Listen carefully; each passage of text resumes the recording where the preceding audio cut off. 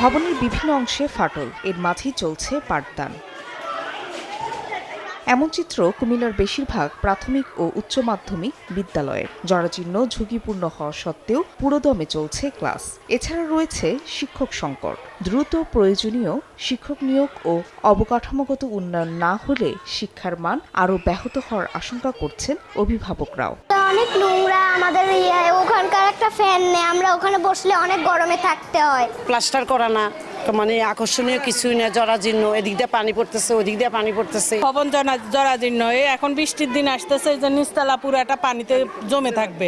শিক্ষক সংকট সমাধানে প্রয়োজনীয় ব্যবস্থা নেওয়ার আশ্বাস জেলা প্রাথমিক শিক্ষা কর্মকর্তার। অতি দ্রুত নিয়োগের ব্যবস্থা গ্রহণ করবেন আমাদের মন্ত্রণালয় এই সিদ্ধান্ত, এবং এটা নিয়ে প্রতিদিন কাজ করে যাচ্ছেন।